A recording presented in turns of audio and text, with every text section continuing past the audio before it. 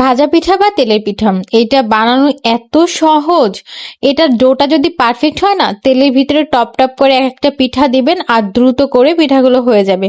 আধা ঘন্টার ভিতরে আপনি একদম এক হাঁড়ি পিঠা বানাতে পারবেন। তবে এটার একটা পারফেক্ট ডো তৈরি করা কিন্তু খুবই কঠিন।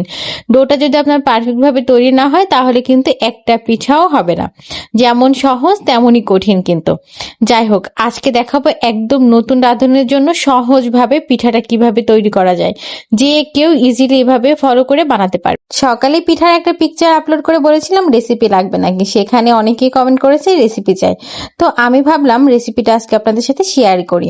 আমি এখানে হাফ কাপ মানে মগের হাফ মগ পানি নিয়েছি, সাথে দিয়েছি 2 টেবিল চামচ চিনি আর সামান্য একটু লবণ, আর গুড় দিয়ে দিলাম 2 টেবিল চামচ ভর্তি করে। যদি আপনারা শুধু চিনিতে বানান তাহলে এখানে চিনি পরিমাণটা বাড়িয়ে দেবেন, মানে গুড়ের পরিবর্তে চিনিটা দেবেন। আমি যেহেতু গুড় দেবো তাই চিনি পরিমাণটা একটু কম দিয়েছি। তারপর যখন পানিটা একদম ফুটে উঠেছে তখন চালের গুঁড়ো দিয়ে দিচ্ছি। অবশ্যই কিন্তু এটা চালের গুঁড়া দিয়ে বানাতে হবে। চালের গুঁড়াটা একবারে দেইনি, অল্প অল্প করে দিয়েছি আর ডোটা তৈরি করেছি। আর ডোটা এমন ভাবে তৈরি করব একদম ঘন হবে না আর খুব বেশি পাতলাও হবে না, এভাবে করে এটা তৈরি করতে হবে। আমি কিন্তু একবারে গুঁড়োটা দেইনি, অল্প অল্প করে গুঁড়ো দিচ্ছি আর এটাকে মিশিয়ে নিচ্ছি। আর মিশানোর কাজটা কিন্তু আমি চুলার পরে রেখেই করেছি, গরম অবস্থাতে এটা মিশিয়ে নিতে হবে। তারপর যখন ঠান্ডা হবে চাইলে আপনারা হাত দিয়ে কিন্তু এটা ভালো করে ফেটে নিতে পারেন। আর এই ফেটাটা কিন্তু অনেক দ্রুত আর অনেকটা সময় নিয়ে করতে হবে। যত ভালো আপনি ফেটে এগুলোকে মিশাতে পারবেন তত আপনার পিঠা পারফেক্ট হবে।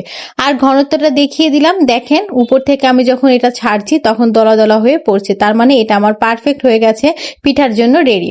এবার আমি ফ্রাই প্যানে পিঠাগুলো ভাজবো। চাইলে আপনার লোহাতে ছোট ছোট কড়াইগুলো আছে ওগুলোতে ভাজতে পারেন, ওগুলোতে পিঠা ভাজলে বেশি ভালো হয়। যাই হোক, আমি এখানে তেল গরম করতে দিয়ে প্রথম পিঠাটাই বিসমিল্লাহ বলে দিয়ে দিলাম। আর পিঠা দেওয়ার পরে অবশ্যই লক্ষ্য রাখতে হবে এটাকে নাড়াচাড়া করা যাবে না কিংবা টাচও করা যাবে না। এটা নিজে থেকেই যখন ফুলে উঠবে তখনই এটাকে একটু নাড়িয়ে চাড়িয়ে উপর থেকে তেল দিয়ে এটাকে উল্টে পাল্টে ভেজে নিতে হবে। অবশ্যই কিন্তু এই কাজটা খেয়াল রাখতে হবে, পিঠা কিন্তু দেওয়ার পরে এটাকে নাড়াচাড়া করা যাবে না, ও নিজে থেকেই কিন্তু ফুলে উঠবে। দেখেন পারফেক্ট হয়েছে প্রথম পিঠাটাই, মাশাআল্লাহ একদম পারফেক্ট ভাবে দিয়েছি।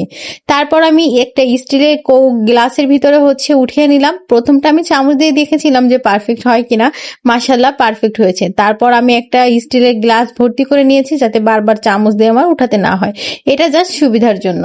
যাই হোক, এভাবে করে প্রত্যেকটা পিঠা আমি বানিয়ে নেব। আর মাশাআল্লাহ পিঠাগুলা এত সুন্দর ফুলেছিল আর পারফেক্ট হয়েছিল, আর খেতেও মাশাআল্লাহ অনেক মজা হয়েছে। আমি নিজেও অবাক হয়ে গেছি, এত সুন্দর পিঠা হয়েছে। যাই হোক, আমি কিন্তু এই পিঠাটা এভাবেই করে বানাই, আমার আম্মুর থেকে শেখা। আর কে কে আমার এই পিঠা বানানো দেখে শিখতে পারলেন তাহলে কিন্তু অবশ্যই কমেন্ট করে যাবেন। এভাবে করে প্রত্যেকটা পিঠা পারফেক্ট ভাবে কিন্তু বানিয়ে ফেলা যায়। আর দেখেন ভিতরটা ভেঙে একটু দেখিয়ে দিলাম কতটা পারফেক্ট হয়েছে। একদম উপরটা একটু মুচমুচা হয়েছে, ভিতরে একটু সফটনেস আছে। সবগুলো পিঠা কিউট কিউট ছোট ছোট করে বানিয়েছি, অনেক বড় বড় করে বানাইনি।